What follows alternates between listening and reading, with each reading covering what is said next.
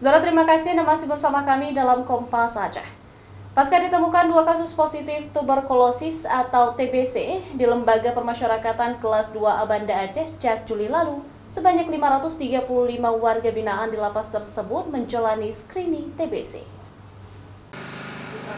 Pemeriksaan kesehatan tersebut digelar hingga 3 hari ke depan, tujuannya guna memutus mata rantai penyebaran penularan TBC di dalam lapas.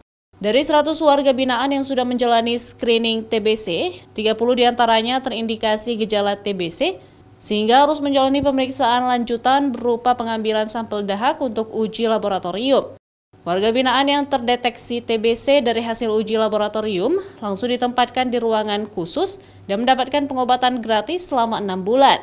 Di lapas kita sudah ada ya yang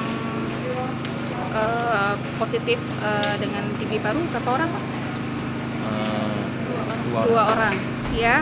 Jadi untuk penanganan lanjutan ya kita lakukan untuk WBP lain supaya kita bisa mendeteksi ya kepada WBP mungkin ada penularan TB paru di lapas kelas 2A Banda Aceh.